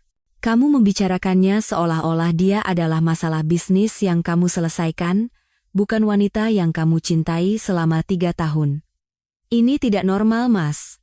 Ini tidak sehat. Jadi saya memberitahunya apa yang telah saya katakan kepadanya puluhan kali sebelumnya, bahwa saya baik-baik saja, bahwa saya telah memproses semuanya dengan cara saya sendiri, dan bahwa Kirana Larasati bisa membusuk di lubang manapun yang telah dia gali untuk dirinya sendiri, dan saya tidak peduli. Tapi Bayu sudah memutuskan bahwa saya membutuhkan intervensi. Dan tampaknya, Dia berpikir cara terbaik untuk memberikan intervensi itu adalah dengan memberikan profil psikologis terperinci tentang keadaan pikiran saya selama periode terburuk dalam hidup saya kepada mantan tunangan saya. Aku memberitahunya tentang malam itu, katanya, dan darahku menjadi dingin. Malam kamu menemukan video-video itu. Bagaimana kamu meneleponku jam 2 pagi dan benar-benar diam selama 5 menit sebelum kamu bisa berbicara? Bagaimana kamu menggambarkan video-video itu seolah-olah kamu sedang memberikan laporan polisi tidak ada emosi, hanya fakta? Kirana Larasati melakukan hubungan seksual dengan 4 pria tak dikenal sementara teman-temannya merekam dan mendorong kegiatan tersebut. Seolah-olah kamu sedang membacanya dari buku teks. Aku ingin memukulnya. Aku benar-benar ingin menyerang adikku karena telah mengkhianati satu-satunya rahasia yang telah kupercayakan kepadanya selama momen terburuk dalam hidupku. Sebaliknya, aku menghabiskan birku dan memesan satu lagi. Alkohol tampaknya merupakan mekanisme penanggulangan yang lebih baik daripada pembunuhan saudara. Aku memberitahunya bahwa kamu tidak tidur selama 3 hari, lanjut Bayu, tampaknya tidak menyadari bahwa aku sedang mempertimbangkan apakah membunuhnya akan sepadan dengan hukuman penjara. Bagaimana kamu hanya duduk di kantormu, menatap spreadsheet, menghitung berapa banyak kerugianmu jika kamu membatalkan pernikahan versus berapa banyak kerugianmu jika kamu melanjutkannya. Bagaimana kamu memberitahuku bahwa mencintai seseorang yang tidak ada lebih buruk daripada mencintai seseorang yang tidak mencintaimu? Kata-kata itu menusuk, karena itu benar. Selama 72 jam antara penemuan dan penghilangan, saya punya banyak waktu untuk menganalisis apa yang sebenarnya terjadi dalam hidup saya. Wanita yang saya cintai, wanita yang saya rencanakan untuk dinikahi, wanita yang menjadi dasar seluruh masa depan saya, dia tidak ada. Dia adalah karakter fiksi yang telah diperankan Kirana selama 3 tahun, sebuah penampilan yang begitu meyakinkan sehingga saya benar-benar tertipu. Aku memberitahunya tentang terapi, kata Bayu, dan sekarang aku benar-benar ingin membunuhnya. Bagaimana kamu tidak pergi untuk memproses kesedihanmu atau kemarahanmu atau emosi manusia normal lainnya? Kamu pergi, seperti yang kamu katakan, untuk merekayasa jalan keluar yang bersih secara emosional. Bagaimana kamu melakukan 6 sesi dengan dokter Wijaya untuk mempelajari teknik pelepasan emosional, sehingga kamu bisa mengakhiri hubungan tanpa terjebak dalam perasaan yang mungkin membuatmu berubah pikiran. Dr. Wijaya, pria sombong dengan buku catatan berlapis kulit dan ekspresi netral yang hati-hati. Dia telah menagih saya 2 juta rupiah per jam untuk mengajari saya cara mematikan kemanusiaan saya seolah-olah itu adalah fitur perangkat lunak yang bisa dinonaktifkan. Dia terpesona oleh pendekatan saya, memperlakukan sesi kami lebih seperti studi kasus dalam psikologi terapan daripada terapi nyata. Yang benar-benar membuatnya hancur, lanjut Bayu, yang tampaknya bertekad untuk mengkhianati setiap kepercayaan yang pernah saya berikan padanya, adalah ketika aku menjelaskan bahwa kamu telah memutuskan bahwa kebalikan dari cinta bukanlah kebencian. Kebencian akan berarti dia masih penting bagimu, bahwa dia masih memiliki kekuatan untuk memengaruhi emosimu. Kamu memilih ketidakpedulian, karena itu adalah bentuk penghapusan paling lengkap yang bisa kamu capai. Kirana menangis saat Bayu menceritakan bagian itu, katanya. Benar-benar terisak, menurut deskripsi rinci pertemuannya. Karena dia akhirnya mengerti bahwa saya bahkan tidak memberinya martabat kemarahan, atau rasa hormat dari sebuah konfrontasi, atau bahkan kesopanan manusia dasar dari sebuah penjelasan. Saya hanya memutuskan bahwa dia tidak lagi ada dan bertindak sesuai dengan itu. Dia ingin memperjuangkan hubungan itu, kata Bayu. Itulah yang dia katakan padaku. Dia bilang jika kamu meneriakinya, jika kamu melempar barang atau menuntut penjelasan atau memberinya kesempatan untuk memohon dan meminta maaf, dia akan melakukan apa saja untuk memperbaikinya. Tapi kamu tidak memberinya apapun untuk diperjuangkan. Kamu hanya menghapusnya. Dan itulah yang sama sekali tidak dipahami oleh Bayu. Kirana tidak pantas diperjuangkan. Dia tidak pantas mendapat kesempatan untuk menjelaskan atau meminta maaf atau menebus kesalahannya.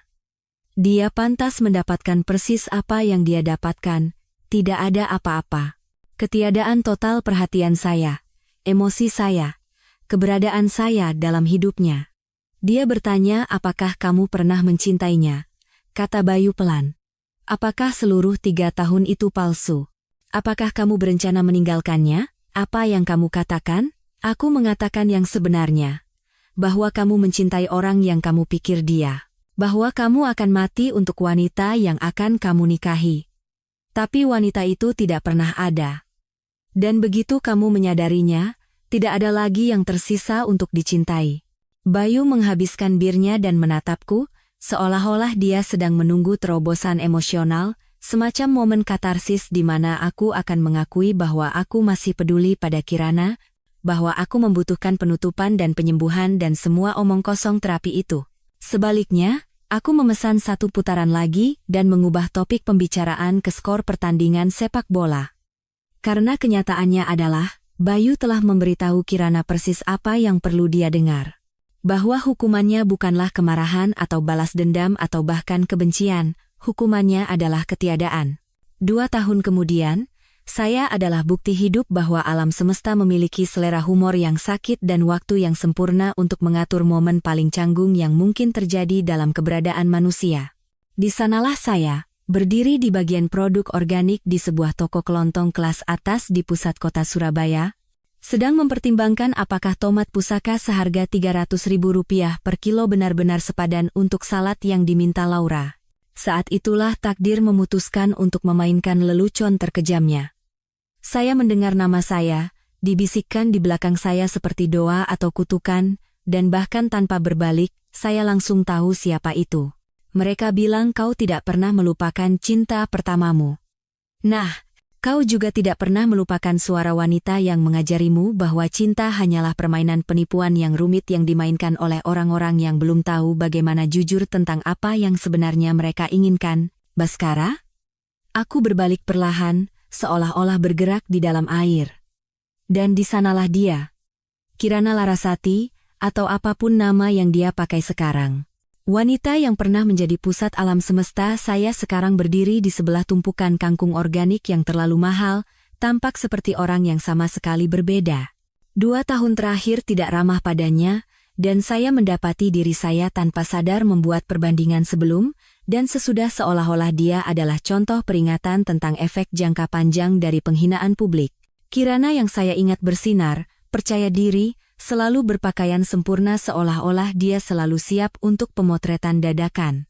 Kirana ini tampak seperti telah tinggal di bawah jembatan selama 24 bulan terakhir. Dia kurus. Terlalu kurus, jenis kurus yang membuat seseorang terlihat rapuh alih-alih sehat. Rambutnya, yang pernah menjadi kebanggaan dan kegembiraannya, diikat menjadi kuncir kuda sederhana yang seolah-olah berteriak, aku sudah menyerah untuk mencoba tampil baik. Dan pakaiannya, ya ampun, pakaiannya. Seolah-olah dia mengambilnya dari rak obral di Carrefour tanpa repot-repot memeriksa apakah itu pas. Tapi yang benar-benar mengejutkan saya adalah matanya. Mata hijau yang dulu berkilauan dengan kecerdasan dan humor sekarang tampak kosong dan berhantu. Seolah-olah dia telah melihat hal-hal yang secara fundamental mengubah pemahamannya tentang cara kerja dunia. Sejujurnya, mungkin memang begitu. Mengalami seluruh hidupmu meledak dalam definisi tinggi dan dibagikan dengan internet pasti akan meninggalkan bekas. Kirana, suara saya sangat netral. Seolah-olah saya sedang menyapa seorang kenalan biasa yang saya temui di kedai kopi.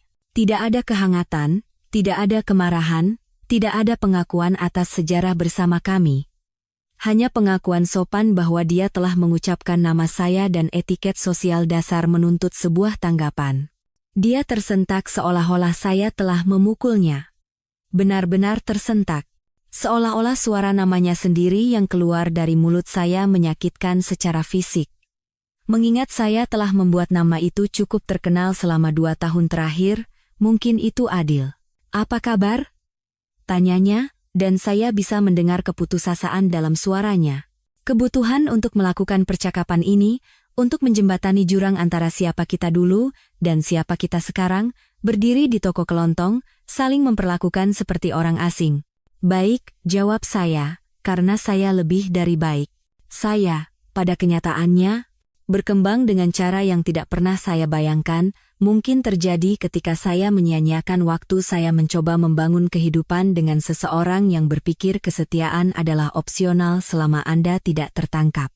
Dia mengangguk, seolah-olah itu adalah jawaban yang dia harapkan dan takuti. Kudengar kamu sudah menikah, katanya, dan saya bisa melihatnya memaksakan semangat ke dalam suaranya. Selamat. Itu luar biasa. Terima kasih, kata saya, menyentuh cincin kawin saya dengan ringan. Bukan gerakan yang disadari, tapi dia tetap memperhatikannya. Matanya mengikuti gerakan itu seolah-olah itu adalah pisau yang diputar di lukanya. Laura adalah seorang ahli bedah. Kami bertemu sekitar 18 bulan yang lalu, dikenalkan oleh seorang teman. Garis waktu itu juga tidak luput darinya. 18 bulan berarti saya telah menemukan orang baru, jatuh cinta, bertunangan, dan menikah sementara dia masih berurusan dengan dampak dari petualangan Balinya. Sementara dia mungkin masih mencoba mencari cara untuk membangun kembali hidupnya dari kawah terbakar yang saya tinggalkan, saya telah sepenuhnya melanjutkan dan membangun sesuatu yang lebih baik dengan seseorang yang memahami konsep dasar seperti kejujuran dan komitmen. Bagus, katanya, dan saya harus memberinya pujian karena mencoba membuatnya terdengar tulus. Bagus sekali. Aku ikut senang untukmu.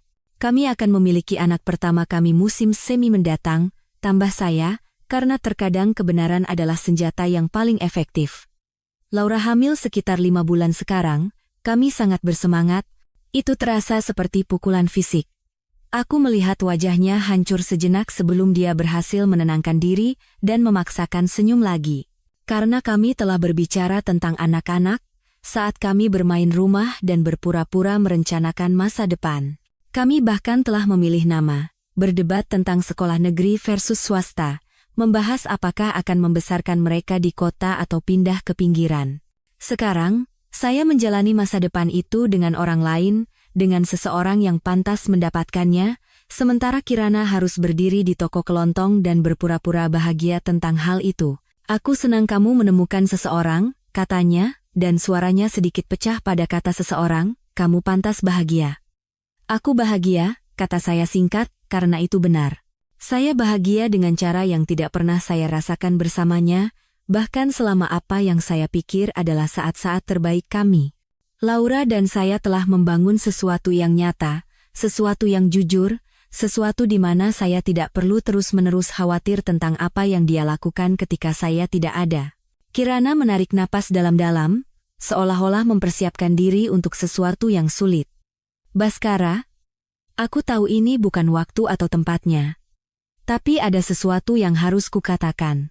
Aku ingin kamu tahu betapa menyesalnya aku atas segalanya, atas apa yang kulakukan, atas cara aku menyakitimu. Kirana, saya memotongnya, suara saya masih sangat tenang dan netral. Sudah 2 tahun. Permintaan maaf adalah sesuatu yang kau berikan saat itu penting. Sekarang, itu hanya kata-kata untuk membuat dirimu merasa lebih baik. Dia menatapku seolah-olah aku berbicara dalam bahasa asing. Tapi, tidakkah kamu ingin tahu mengapa? Tidak bisakah aku menjelaskan apa yang terjadi akhir pekan itu, apa yang kupikirkan, mengapa aku membuat pilihan itu? Aku mempertimbangkan pertanyaan itu dengan serius. Bukan karena aku benar-benar ingin tahu tentang motifnya, tetapi karena dia tampaknya benar-benar percaya bahwa aku mungkin ingin. Tidak, kata saya akhirnya. Aku benar-benar tidak ingin. Apa yang kau lakukan menjelaskan semua yang perlu ku ketahui tentang siapa dirimu. Sisanya hanya detail. Aku tidak pernah selingkuh sebelumnya, katanya dengan putus asa, seolah-olah itu entah bagaimana membuat segalanya lebih baik. Bali adalah yang pertama kali. Satu-satunya waktu. Aku ingin kamu tahu itu. Dan disitulah saya hampir merasa kasihan padanya. Hampir. Itu justru membuatnya lebih buruk, kata saya padanya. Jika kamu telah selingkuh selama ini, setidaknya aku bisa mengatakan pada diriku sendiri bahwa seluruh hubungan kita adalah kebohongan dan melupakannya. Tetapi mengetahui bahwa kamu membuang sesuatu yang telah kita bangun selama 3 tahun untuk kesenangan semalam yang tidak berarti dengan orang asing, itu bukan tragedi, Kirana. Itu hanya bodoh. Dia mulai menangis saat itu. Tepat di bagian produk, air mata mengalir di wajahnya sementara pembeli lain berpura-pura tidak melihat drama yang terjadi di sebelah bayam organik. Aku mengacaukannya, bisiknya. Aku sangat mengacaukannya. dan aku berharap setiap hari selama 2 tahun aku bisa menariknya kembali.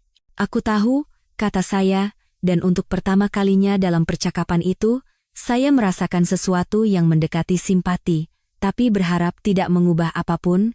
Tindakan memiliki konsekuensi, dan konsekuensi itu tidak hilang hanya karena kau menyesali tindakan itu. Saya mengambil sekantong tomat mahal, memasukkannya ke dalam troli saya, siap untuk mengakhiri pertemuan ini dan kembali ke kehidupan saya yang sebenarnya. Tapi dia belum selesai.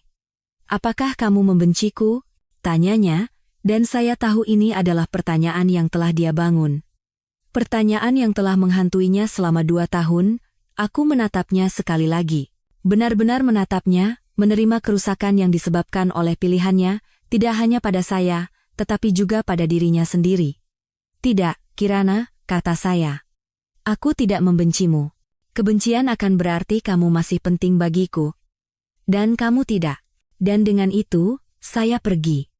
Meninggalkannya di antara sayuran mahal, dengan air mata di wajahnya dan konfirmasi terakhir bahwa saya telah sepenuhnya menghapusnya dari hidup saya seolah-olah dia tidak pernah ada.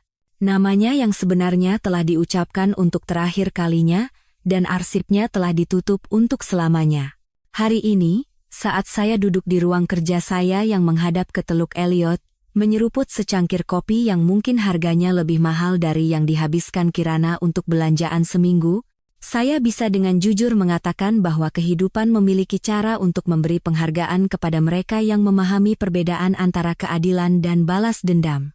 Balas dendam itu emosional, berantakan, dan pada akhirnya tidak memuaskan karena itu membuat Anda tetap terikat pada orang yang telah berbuat salah kepada Anda. Keadilan, di sisi lain, bersih, permanen, dan memungkinkan Anda untuk melanjutkan hidup Anda sambil memastikan bahwa tindakan memiliki konsekuensi yang pantas.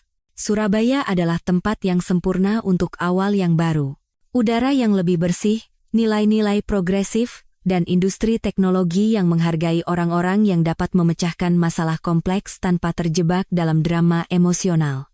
Perusahaan perangkat lunak saya tidak hanya bertahan dari transisi dari kehidupan lama saya. Perusahaan itu benar-benar berkembang begitu, saya berhenti membagi perhatian saya antara membangun bisnis dan mengelola hubungan dengan seseorang yang berpikir komitmen lebih merupakan saran daripada perjanjian yang mengikat.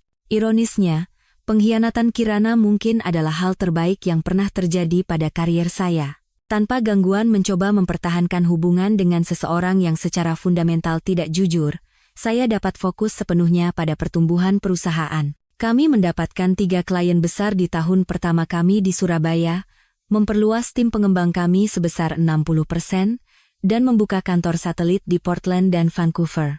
Sukses, ternyata, jauh lebih mudah dicapai ketika Anda tidak terus-menerus bertanya-tanya apa yang sedang dilakukan pasangan Anda di belakang Anda.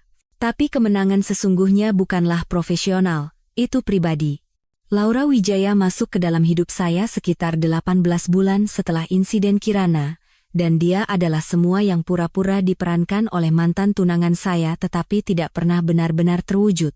Dia adalah seorang ahli bedah jantung di Rumah Sakit Anak Surabaya, yang berarti dia cerdas, berdedikasi, dan benar-benar menyelamatkan nyawa alih-alih hanya berbicara tentang ingin membuat perbedaan saat bekerja di pemasaran untuk perusahaan yang menjual sereal sarapan mahal kepada ibu-ibu di pinggiran kota. Apa yang paling saya sukai dari Laura adalah ketidakmampuannya untuk mentolerir omong kosong. Ketika Anda menghabiskan hari-hari Anda secara harfiah memegang hati anak-anak di tangan Anda mengembangkan toleransi yang sangat rendah terhadap ketidakjujuran dan permainan. Dia memberitahuku pada kencan ketiga kami, bahwa dia tidak punya waktu untuk pria yang tidak serius membangun sesuatu yang nyata, dan dia bersungguh-sungguh.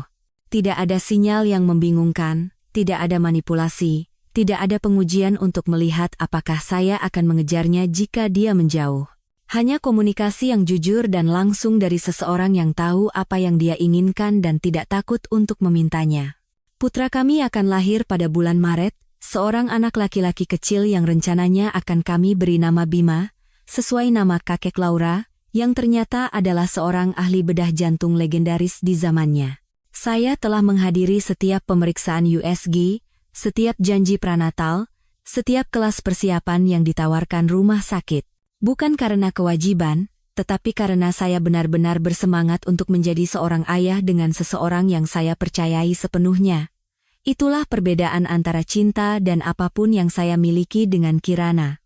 Dengan Laura, saya tidak pernah terbangun dengan bertanya-tanya apakah dia mengatakan yang sebenarnya tentang di mana dia berada tadi malam atau dengan siapa dia bersama. Saya tidak perlu memeriksa teleponnya atau khawatir tentang apa yang dia lakukan saat saya sedang dalam perjalanan bisnis. Kecemasan yang bahkan tidak saya sadari saya miliki selama 3 tahun bersama Kirana telah hilang begitu saja. Ternyata, ketika Anda bersama seseorang yang benar-benar dapat dipercaya, Anda tidak menghabiskan waktu Anda mencari tanda-tanda pengkhianatan. Orang-orang terkadang bertanya apakah saya membenci Kirana. Biasanya dengan nada prihatin seolah-olah mereka pikir saya menekan beberapa trauma psikologis yang mendalam yang akan muncul ke permukaan pada saat yang tidak tepat dan merusak hidup saya. Jawabannya selalu sama. Kebencian membutuhkan kepedulian, dan saya benar-benar tidak peduli apa yang terjadi padanya. Dia menjadi sama tidak relevannya dengan keberadaan saya seperti alur cerita dari acara TV yang saya mulai tonton beberapa tahun lalu dan kemudian berhenti. Saya tahu dia masih di Surabaya, mungkin karena dia tidak mampu pindah ke tempat lain setelah kehilangan pekerjaan dan menghabiskan tabungannya untuk biaya hukum mencoba menghapus situs web. Bayu menyebutkan bahwa dia melihatnya bekerja di sebuah kedai kopi di daerah Hyundai, yang entah bagaimana terdengar masuk akal. Dari eksekutif pemasaran menjadi barista adalah perkembangan alami bagi seseorang yang berpikir mendokumentasikan perselingkuhannya adalah ide yang bagus. Situs web itu sendiri akhirnya dihapus. Bukan karena tekanan hukum, tetapi karena telah memenuhi tujuannya. Nama Kirana Larasati secara permanen terkait dengan petualangan Balinya dalam hasil mesin pencari. Media sosial telah mengabadikan banyak tangkapan layar dan rekaman, dan cukup banyak orang telah mengunduh konten aslinya untuk memastikan konten itu akan muncul kembali jika dia pernah mencoba membangun kembali reputasinya. Misi tercapai. Itulah keindahan era internet, akuntabilitas itu permanen. Dulu, orang bisa pindah ke kota baru, mengubah nama mereka, dan menciptakan kembali diri mereka sendiri setelah membuat pilihan hidup yang membawa bencana. Sekarang, kesalahan Anda mengikuti Anda selamanya. Dan begitulah seharusnya. Tindakan harus memiliki konsekuensi, dan konsekuensi itu harus sebanding dengan kerusakan yang ditimbulkan. Kirana tidak hanya selingkuh dari saya. Dia merekamnya, merayakannya, dan berbohong di depan wajah saya tentang hal itu selama berminggu-minggu sementara saya dengan bodohnya merencanakan pernikahan kami. Dia memilih untuk membuat bukti permanen dari pengkhianatannya. Jadi saya hanya memastikan bahwa bukti itu mendapatkan audiens yang pantas. Keadilan puitis disampaikan melalui teknologi dan viralitas media sosial. Bagian yang paling memuaskan bukanlah kejatuhannya. Itu adalah ketidakpedulian saya yang total terhadapnya. Saya tidak memeriksanya. Saya tidak bertanya kepada Bayu untuk pembaruan. Saya tidak mencari namanya di Google untuk melihat apakah dia telah keluar dari lubang yang telah dia gali untuk dirinya sendiri. Dia hanya ada dalam pikiran saya sebagai sebuah kisah peringatan tentang pentingnya memeriksa calon pasangan hidup secara menyeluruh sebelum membuat komitmen jangka panjang. Laura tahu seluruh ceritanya. Tentu saja, saya menceritakan semuanya padanya pada kencan ke-6 kami, ketika keadaan menjadi cukup serius, sehingga dia pantas tahu mengapa saya begitu berhati-hati tentang kepercayaan dan komitmen. Tanggapannya sempurna. Jadi, kau mengetahui mantanmu adalah seorang pembohong dan penipu, dan alih-alih menyia-nyiakan bertahun-tahun mencoba memperbaikinya, kau melanjutkan dan membangun kehidupan yang lebih baik. Kedengarannya seperti pengambilan keputusan yang sehat bagiku. Tidak ada drama, tidak ada kecemburuan, tidak ada ketidakamanan tentang bersaing dengan masa lalu saya. Hanya penilaian pragmatis dari seseorang yang mengerti bahwa pilihan masa lalu, orang biasanya merupakan prediktor yang sangat baik dari perilaku masa depan mereka. Beberapa orang mungkin menyebut apa yang saya lakukan pada Kirana kejam atau tidak sepadan. Saya menyebutnya mendidik. Dia belajar bahwa tindakan memiliki konsekuensi. Teman-temannya belajar bahwa memungkinkan perilaku buruk membuat Anda terlibat dalam hasilnya. Dan setiap calon pasangan yang mungkin dia miliki di masa depan akan dapat membuat keputusan yang terinformasi tentang apakah mereka ingin mengambil risiko menjalin hubungan dengan seseorang yang berpikir kesetiaan adalah opsional. Dunia menjadi tempat yang sedikit lebih jujur karena apa yang saya lakukan. Dan saya tidur nyenyak di malam hari, mengetahui bahwa keheningan selalu menjadi jawaban yang paling keras. Dan dalam keheningan itu, saya tidak hanya menang, saya membangun sesuatu yang jauh lebih baik daripada yang pernah saya hilangkan.